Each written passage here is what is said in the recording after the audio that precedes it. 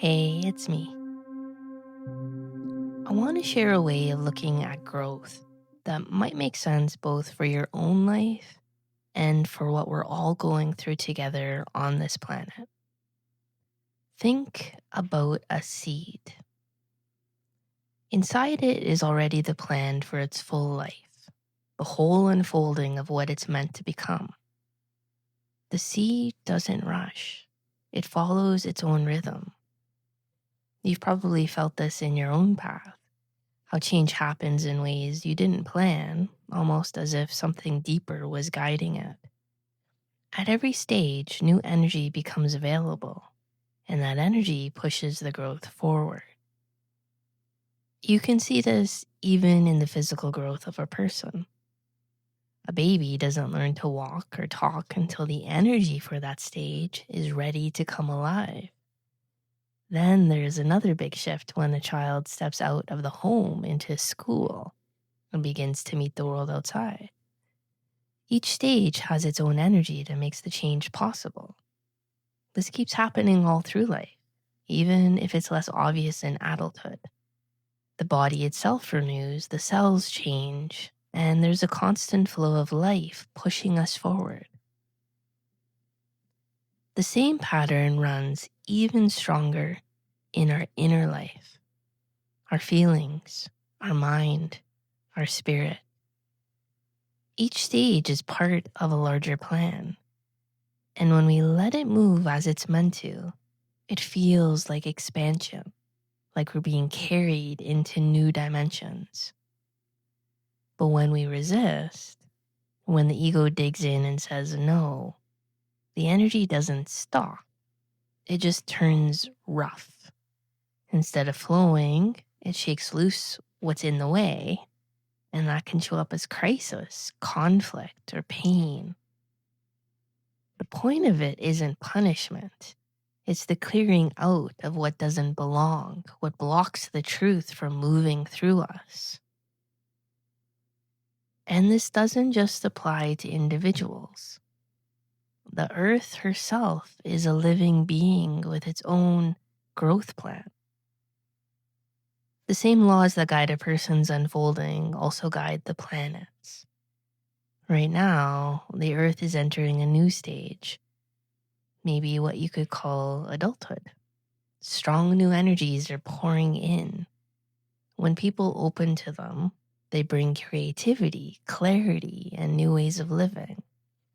When they're resisted, the same energy feels destructive. We see both happening: groups who deny any inner reality at all, others who sense something shifting, and those who can see clearly that the outer world is only a mirror of the inner.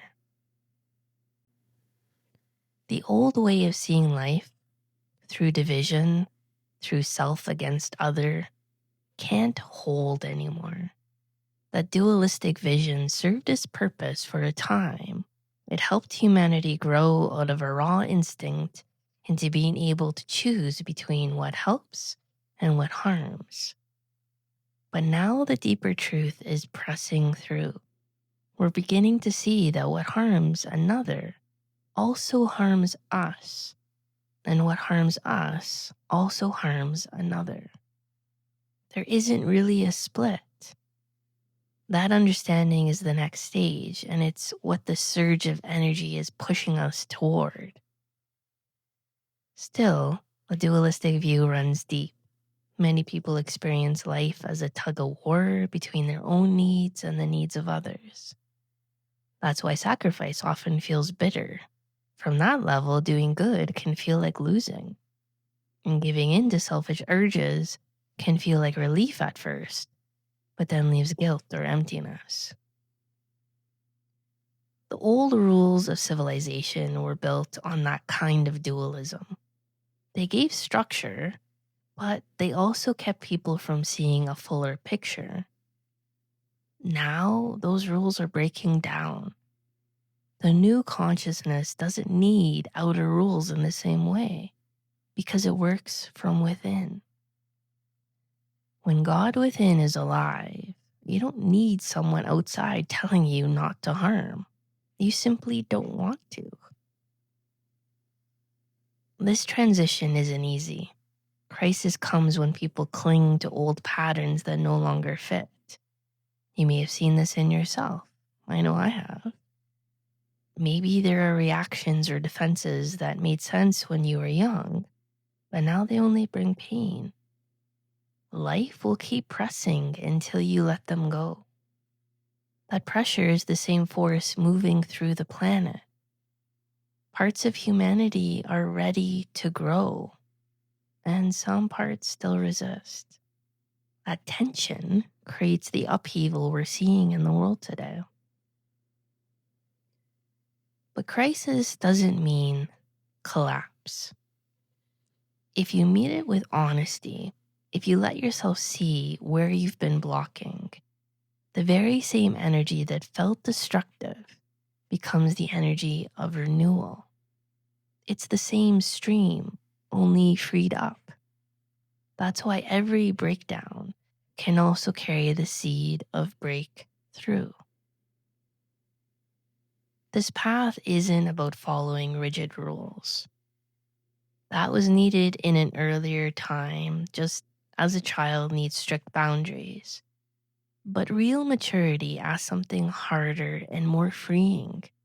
It asks you to look within and find out why you act as you do, what motives are really at play, and whether they line up with truth. That takes courage and effort, and it opens the way for inner guidance. As more people live from that place, the need for outer law fades.